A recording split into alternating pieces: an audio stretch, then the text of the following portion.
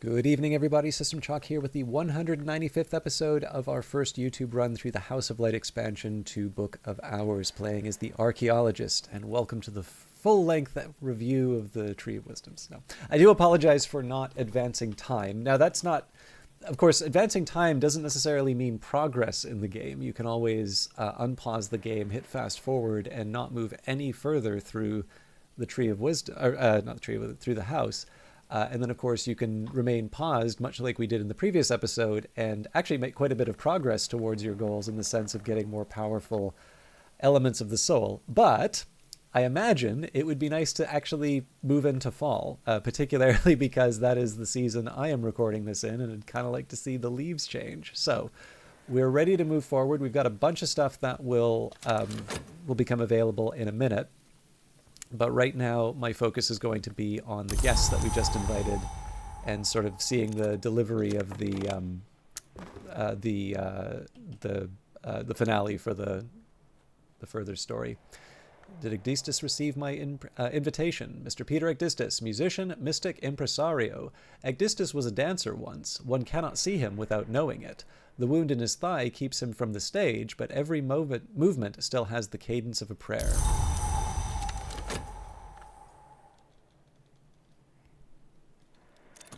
And then we have Eason Fekri. Formerly, Eason was a healer. He was not human. He was Secretary Salvant of Hush House, but not all at the same time. Fussy, kind, famously foul to look upon. And I've carried a memory like a flambeau safe through the mazes of night. It's complete once dawn has come. We are good to go. So, let's open up the Tree of Wisdoms and see... The Grunwald provision. How is it going with the malignities from the Grunwald business? So, Peter Agdistis.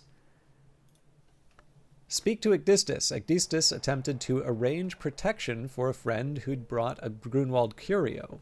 How did it end? Or... Eason attempted an exorcism of sorts to deal with Grunwald influences. How did it end? So this, I actually think, is kind of an interesting division in the light of the archaeologist. So just for the benefit of the record. The Sandscarred Journal. I am the librarian of Hush House, and this journal will record what arose from my crime and my curse. The archaeologist's dearest wish when they came to the house was to record a history where their crime could be forgiven or redefined. But you can complete this game by recording any history. You might wish to begin your studies with the Skolakosophy wisdom. Memories the Archaeologist. I opened a tomb and found too late that it was a prison. The plague that I released is now my shadow, or perhaps I am its reflection. It is too late to set matters right, but it is never too late to protect the future from the past. In Hush House, I can do no harm. Perhaps I can even make amends. So whenever I do this, to me, sort of the character progression is, and I've talked about this before, but the idea is that sometimes characters are interesting when they're not just one note, right? You can go all sorts of different directions with this. You can say that, you know, this character never really learned not to stick their nose where it doesn't belong, or you can say that this character became overly cautious in terms of their behavior. And what I think is kind of nice about that, and this is true, by the way, this is even true for games like Mass Effect. This is how I play games like that. It doesn't have to be something that I consciously state in terms of the overall playthrough, although obviously I'm doing that now. But to me, it's always sort of fun to think that how does an individual choice reflect development of this character, right? Along that axis, where have I wound up taking them? I, as the player, just want to I want to have a good time, right? I want to do something interesting. I want to see something interesting. I want to take the story in a spot that I think will be the most fun for me. But this has a reflection in terms of, you know, the decisions that people make. And I mean, I also think, not to get too philosophical about this, but I actually tend to think that this also is largely how we live our lives. I don't necessarily think we could sit down and say we have completely reasoned, like these completely reasoned actions that we're taking in all times. You know, someone asking you the question, why did you do that? I actually think the honest answer sometimes is, I don't know, or I just felt like it. But of course, that kind of makes us sound strange. And so there's sort of this rationale that we apply after the fact. Although I don't want to imply that people don't have reasons for their actions. We do. I just, in some cases, you know, as the player, I can clearly say that because, like, yeah, doing something that's fun is reason enough.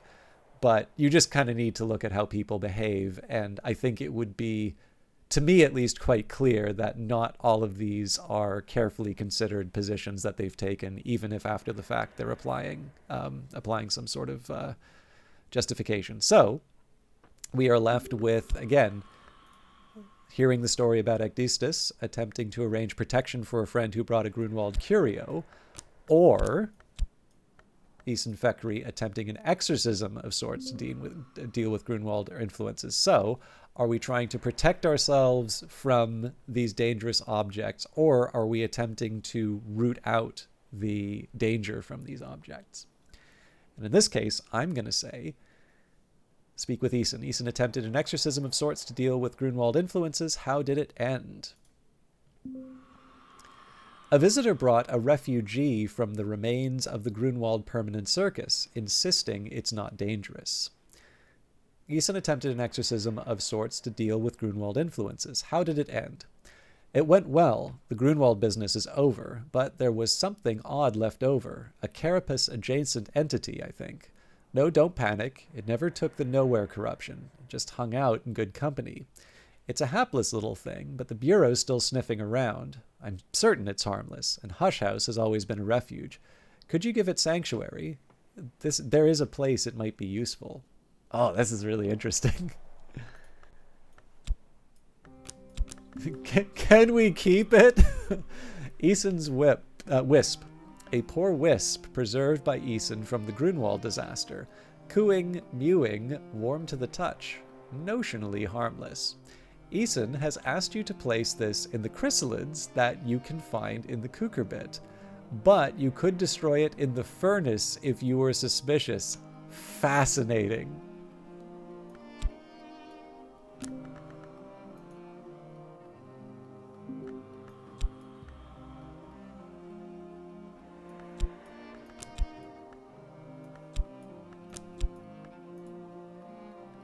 Show Æson what became of the wisp. Haven't done anything with it yet. Okay. Well, if Æson says it's harmless. Incorporate the wisp. The wisp yearns towards the row of lights running down the chrysalis underside, like a worm questing for light, or like a battered wing-broken moth.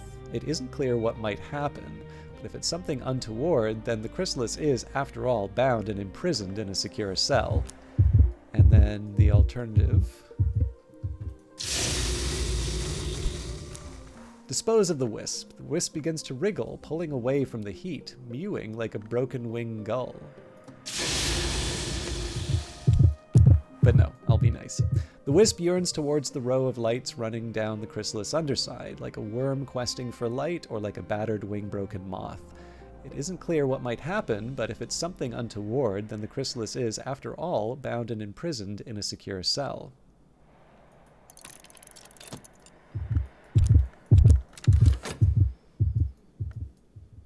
Oh, and we don't have anything to do with Peter Aegdistus, so in this case we can give him a book. And in this case, he is interested in Sky, and we don't actually have... we haven't really done anything with that, so let's just find the lowest... I think On Resonance might actually be my lowest level Sky, but...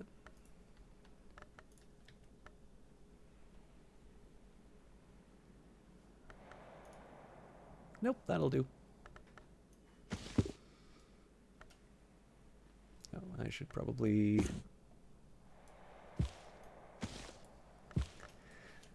How do you do, librarian? I crave your assistance.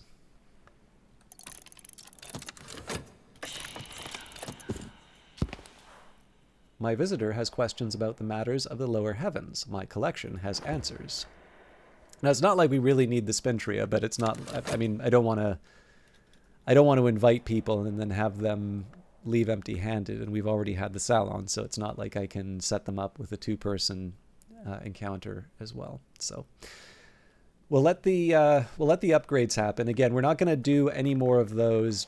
I mean, okay, sorry, that's not entirely true. If I have a couple of upgraded ones, I might be willing to spend the time on it. Although I think for 6 minutes, that would actually cross me over. It's 3 minutes for each, so for the 3 minutes that it would take to upgrade the 2 upgraded ones, I probably would lose them for the next day.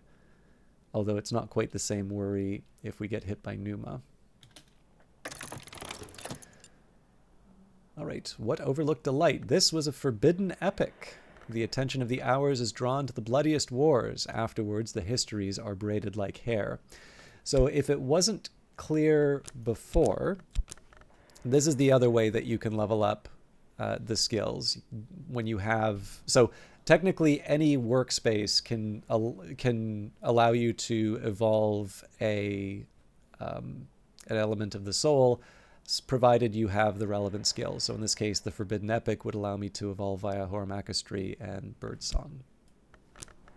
I think this one may only be available through Edicts Martial.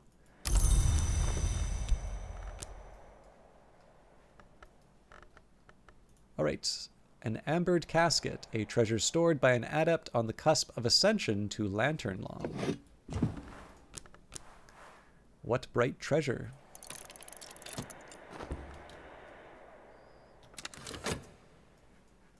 Nope. Read my books. The true and complete accounting of the Asclepian mystery... Sorry, a true and complete accounting of the Asclepian mysteries of the roots of the house. Descriptions of the Asclepian mysteries reproduced by one Riley Gress from supposedly a much older text. It's unlikely to be genuine, but it makes a reference to the house without walls and its wood right there in the prologue. This is very obviously not an antique text. At the very least, it has been badly mutilated, but it contains substantial intriguing material, especially a persuasive comparison of the house without walls, without doors, to the human body with its many portals.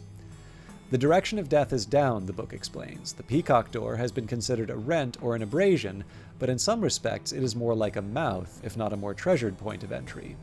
Discussions of the doors include a rite which may conjure creatures through those doors, although key incantations are missing. The Morphe Codex. A priestess of the Sisterhood of the Knot claims to have discerned the true meaning of the Thunderskin's birth. The writer credits the Red Grail, the Ring Yew, and the Horned Axe, the powers the Sisterhood reveres, with agreeing a final treaty between the Hours of the House and the Hours they displaced. The Thunderskin loved the Yew, and the Grail destroyed him, as restitution for the slaying of the Horned Axe's sisters and brothers. The Thunderskin entered the Mansus through the Peacock Door, a privilege never given to the Witch and Sister, but then their merit was much less. The writer admits that entry through the Peacock Door is unseemly, but insists that under the circumstances there was no other way. Seven Faces of Icarus. In the early 1530s, the last abbot of St. Brendan's, called Roaring Richard, set down his conversations with the illiterate local cunning man, Red William. Red William describes the 7 forms in which he goes about and under the world: viper, cat, fox, eagle, dove, boar, and crow. Abbot Richard ingeniously fits all these into a framework of solar belief. According to Abbot Richard, each of Red William's forms is closer to the sun and is increasingly winged with virtue. Richard draws an analogy with the waxen wings of Icarus. Hypocrisy and false virtue will melt before the sun's heat, and so sincerity and untrammeled expression of self are the utmost piety. It's worth noting that only a year or two after Richard wrote this book, John Tregonwell was so appalled by the debaucheries of the monks of St. Brendan's that he recommended the monastery's immediate dissolution. Hang on.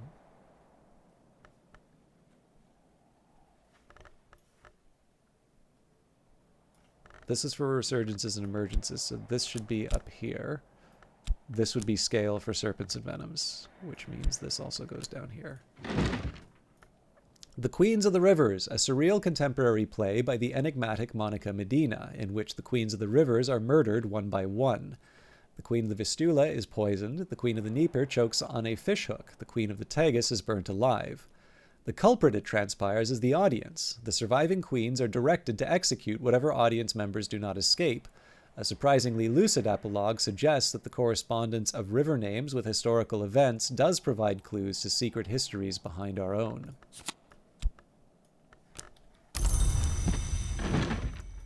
An Exorcist's Field Manual, a practical guide to troublesome dead, grounded in theory, but with a clear focus on their disposal by the redoubtable Detective Jerry Wheelock of the Suppression Bureau. The dead usually avoid light as the most immediate manifestation of eternity, which has no place for death. However, those dead uplifted by gold, that is to say touched by an actinic theoplasma, happily bought about in daylight and are perhaps strongest at noon. If you are dead but uplifted by green, that's the ring-use blessing. The crown growth offers a similar but nastier benefit. This is how burgeoning risen come about, but there are different degrees of sentience and freedom depending on which growths are involved. The consciousness of one uplifted by green is always greatly altered, though. They never really seem like the same person. They may have dregs of their original souls, but these are often replaced by something else. The upshot, invariably, is that they need to be set firmly on fire.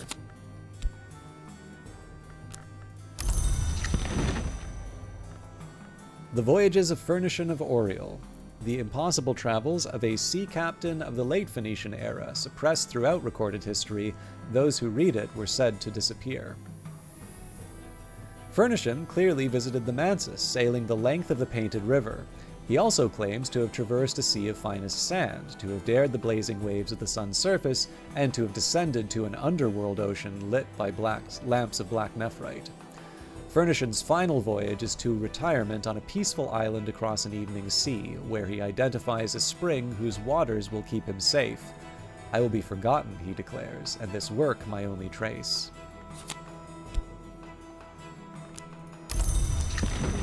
And finally, the wonderful shape, blessings, and invocations of the triple knot recorded at a sanctuary in Cyprus notable for its weavers, sculptors, and gardeners. The roots go deep, the knots remain. The final invocation is one for the restoration of the roots, to be spoken before an altar of the triple knot, but puzzlingly, it should be not be spoken by any priestess of the knot, or even by one who has been initiated into their mysteries. So we have all the components we need. We're really just waiting for the book to finish. Which is fine. I'm not necessarily in a rush on any of these.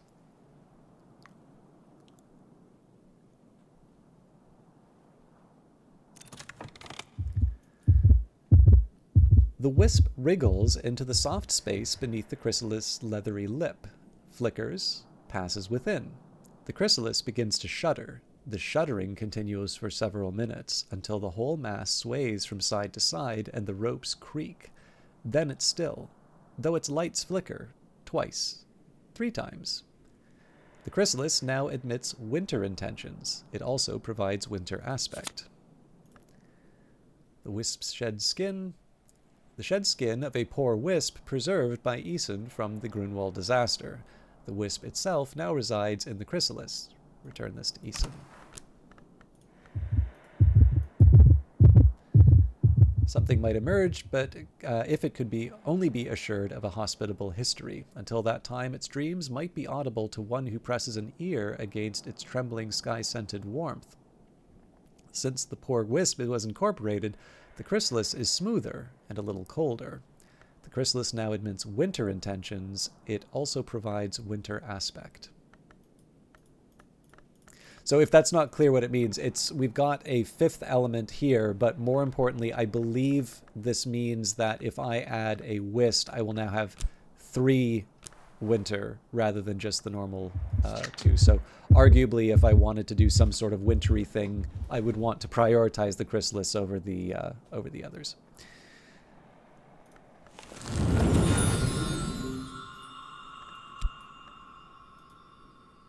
Show Æson what became of the wisp. The refugee from the Grunwald permanent circus has been assimilated into the chrysalis in the old prison. Good? Good to hear it, librarian. The carapace has its downside, but I get sentimental about things like this. I hope it does well in its new home. So, sympathy carapace and agenda stone remembered. A visitor has been affected by recent events and may now be more inclined to join the Lighthouse Institute. Okay, so I'm just going to make a note here.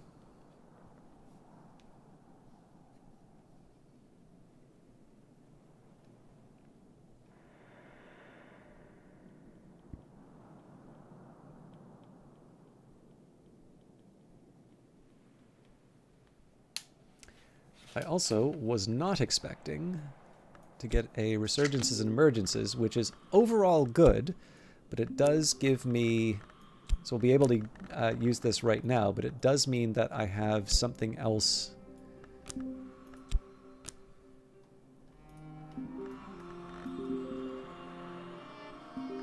Huh.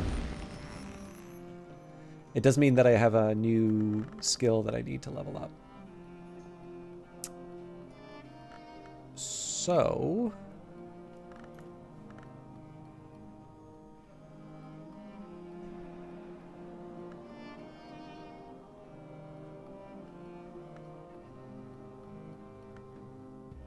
looks like it's wolf stories.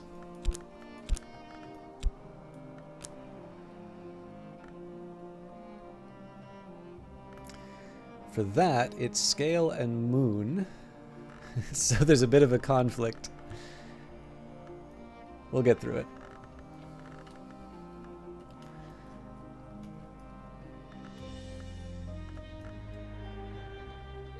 Although at this point, maybe it wouldn't be a bad idea for me to... Let's maybe just wait.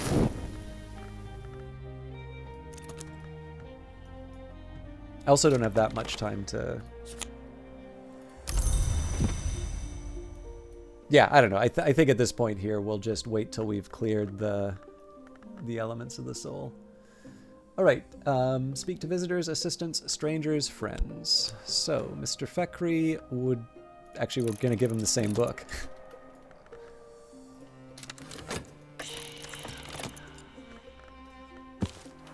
Suitable reading. My visitor has questions about matters of the lower heavens. My collection has answers. We'll wait till Eason's finished, and then we'll try to combine the Spintria. And for some reason, I decided not to go to the Sweet Bones for work. I mean, it's not the end of the world. If anything, I should actually prepare for the next salon, but... yeah, in this case here, this is a little bit more about clearing out the last Newman. I should say, I do want to be somewhat careful in terms of how I'm using my time. I am halfway through the day before we cross over into Numa. Ooh, Uzalt. The ink in which the first history was recorded by the unwise mortal. Uzalt is the bright yellow gold of lantern. Light lingers on it for a little while, even in the dark. Gold is not needed to mix Uzalt, but amber is. Unobtrusive shrines to Uzalt could sometimes be found in the churches of the unconquered sun. Looks like we don't. All right, well, that's... we can do better than that.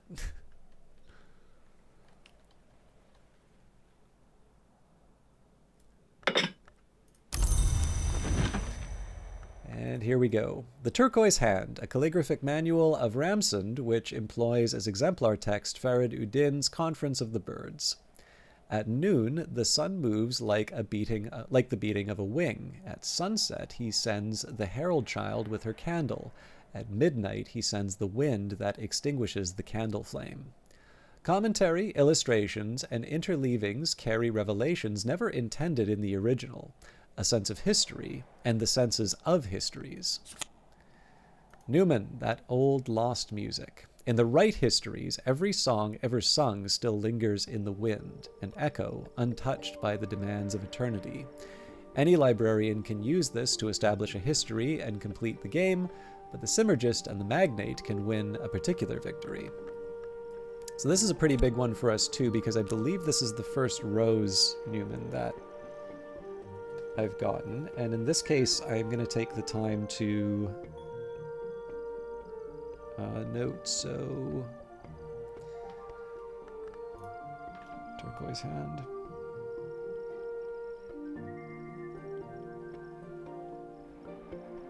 This is just to make it a little simpler to find the aspects that I need. So rose, scale, sky.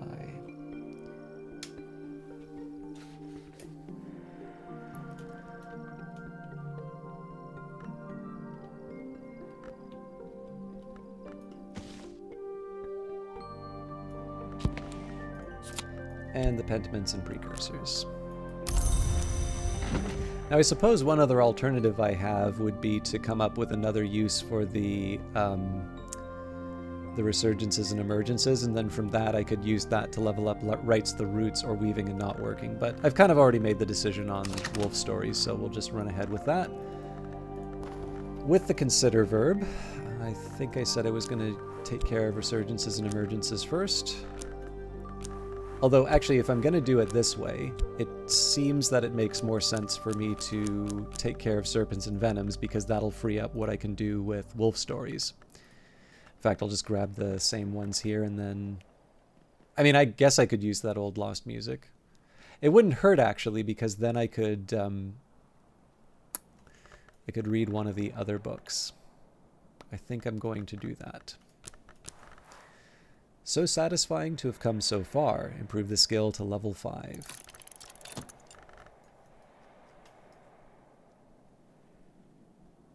Okay.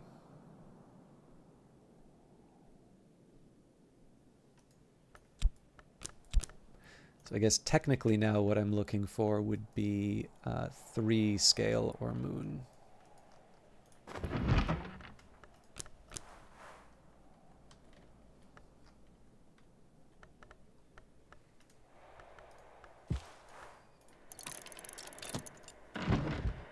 Trying to get a little more variety in the readings that I'm doing here, so things like fear.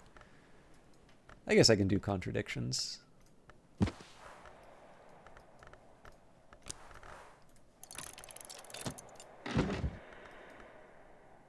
What else? We don't really do that much in terms of...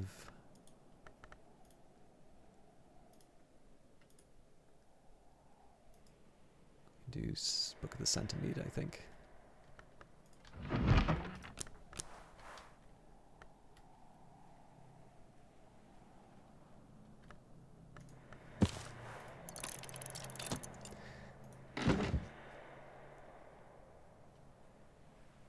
Okay.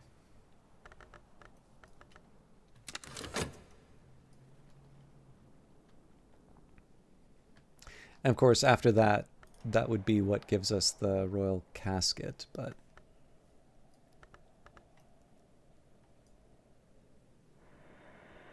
we should have time to be able to handle that.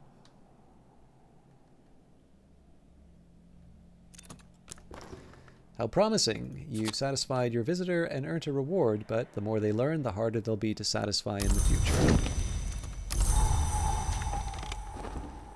The skill is now level 5. Its power aspects have also increased. So we will move up resurgences and emergences now.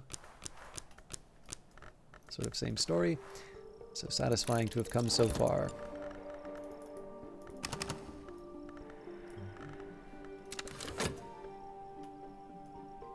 Actually, there is one note that I would make about... so I did express a little concern at overdoing it in terms of leveling up the skills.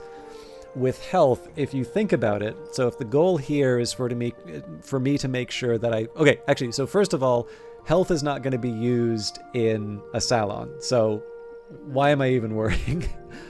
But second of all, let's maybe use core as an example then, because core is something that can be used in a salon. So number one, that is a very conservative, definitely a very conservative reserve for my elements of the soul. I do not believe I've ever had a salon in which I would use, in which I've used 6 of the same element of the soul.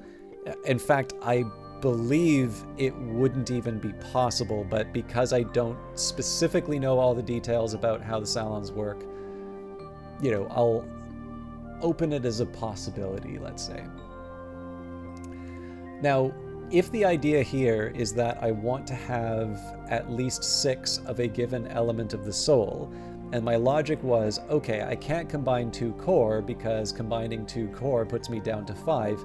That's true for the base level core, but what that misses in the grand scheme of things is that while I may be turning that into 5 core, I'm turning that into 5 core with a core plus. And so in that sense, I still actually have 6 core. Now, whether or not I want to spend the time leveling that up now, I'm not so sure. Like core and metal, technically I could level those up. Let's maybe work with what I've got so far. I'm not in a particular rush to move these things up. But just as an example, in terms of the reasoning that I applied behind it, I could have gotten, let's say, conservatively, probably the core and the metal. And then in reality, I probably should have just cranked health to the highest I can get it. But the drawback on that one, of course, is that with core and health, it limits the kind of gardening that you can do. So.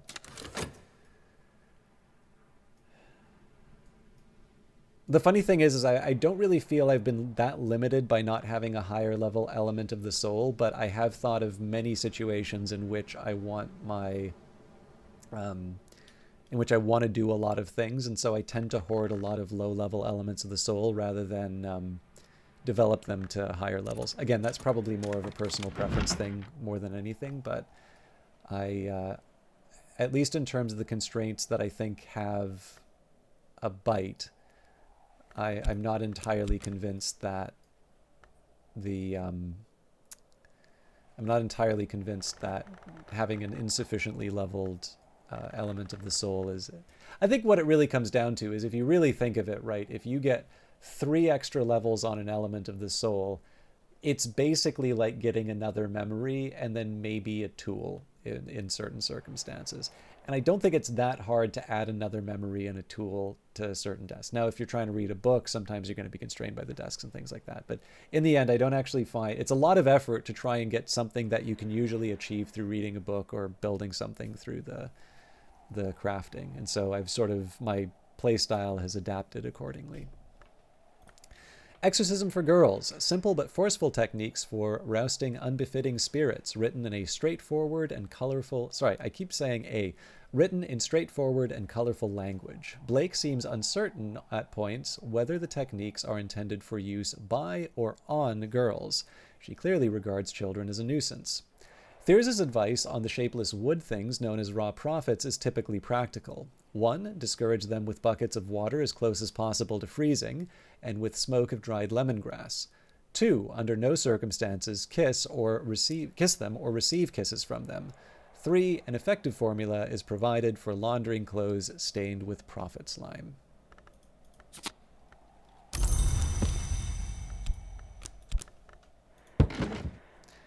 Preservation, the earth endures, and so do I. So I'll show you what the upgrades look like in a minute. Birdsong, what we were, what we will be.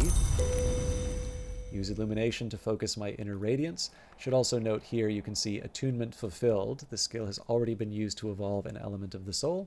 I believe, though, the workspace remains available.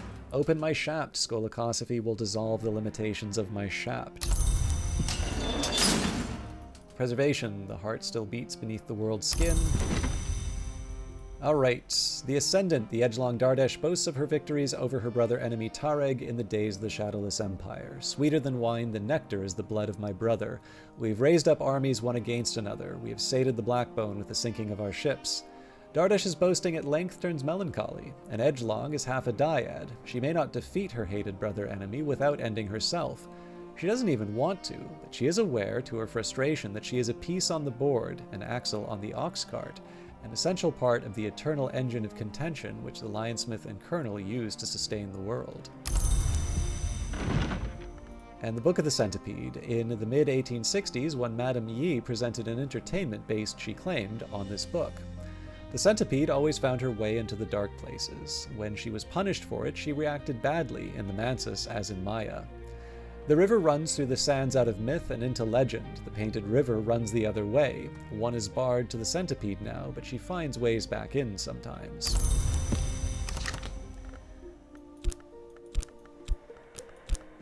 So I've got 0.8 seconds before I can level the next bit. Skill is now level 5. Its power aspects have also increased. And wolf stories.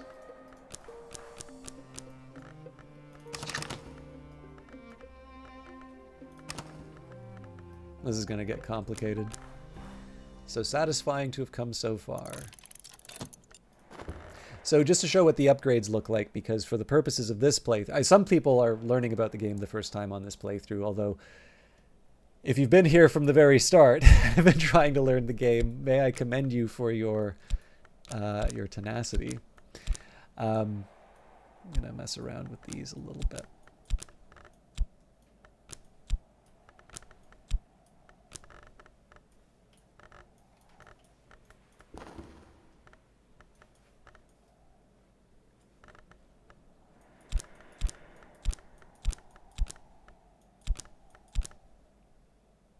Yeah, that'll work. But yeah, so if you've not seen an upgraded skill before, basically this is the base 1 core, exuberance, instinct, rhythm, 1 grail, 2 heart, element of the soul, and occupant. And then the plus. So plus core, exuberance, instinct, rhythm, one of the 9 parts of the human soul, but you will notice by comparison, grail now has 2, heart has 3. And so the big idea here is that you can use these, when you upgrade your elements of the soul, you're able to get 1 more of each aspect that is related to it. And then you can upgrade the upgrades, basically. So you are able to take 2 plus core and upgrade them to a plus plus core. I believe you can do that up to 3 pluses. But if you follow my very, very conservative way of keeping the elements of the soul, what you would want to work out would be, have I left enough to fulfill my needs during a salon? So for instance here, let's take core as the example, because I don't believe we have committed core otherwise. So in this case here, we've got core 7 and a plus 1 core. So if I use 2 more core, I'm down to 5, but I've got 2 plus 1 cores, right? So in that case, I technically still have 7. Now, if I take those 2 plus cores, that means I can get a plus plus core, and I'll have 5 of the lower core. So that means I still have 6 core and a plus plus core, but if I wanted to go any higher, then I would need to give up more, and I would then fall below my self-imposed standard of 6.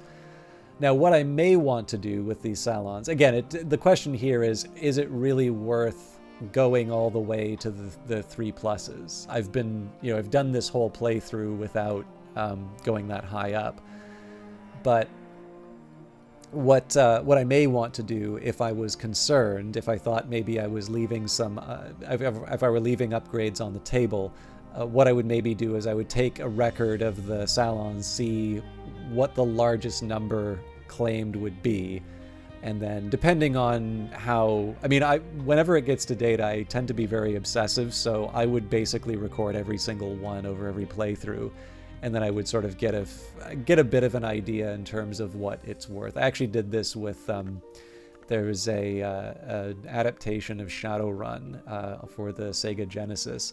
So I played that at one point, and there were like different colored nodes where you could steal data from, and I actually maintained a running spreadsheet of what the obviously I wasn't playing this on the actual Genesis, but I was kind of maintaining a running spreadsheet in terms of the dollar values were, so I could figure out if there was a relationship between the node that you stole it from and the value of the data. So that's just one of those things that keeps me going for games, and so opportunities for me to crunch numbers with Secret Histories is just another rabbit hole for me to dive down. But overall, I'm feeling pretty decent about the playthrough. Given that we've now committed that Newman, I am going to take a second here, grab my Arab, and I'm going to get a little more information on our various opportunities for Newman. So I expect I know what I'm going to be getting from a bunch of these, but it doesn't hurt for me to double check. And then I do want to sort out if I ever wound up with a Shapt language. Looks like I didn't. Interesting. Lesson learned, I guess. So in the next episodes, we will see what the season brings. I have kind of given myself a small, how do I put it? A small goal of fulfilling Spencer's story when Numa comes. I can actually do this at any time, but it just feels appropriate to do it during Numa. And then in the next season, if it's Numa, we'll have to wait one more day. Otherwise, in autumn, we will be getting new. We'll be getting a new incident. And I think, because we're really just working on the vaults here, I might try a slightly different approach with the incidents now. Because I do think there's going to be a little bit of I don't want to say a drag on the broadcast. I've got enough books to kind of keep me going. But there's going to be a certain period of time where we won't be doing that much in the house. And so that means there's the possibility of waiting in between seasons longer than I need to. So in order to head that off, what I might start doing is messing around with the events in a slightly different way. But all of that will be handled next week. So thank you very much for watching, and we will see you in the next one on Monday. Until then, take care.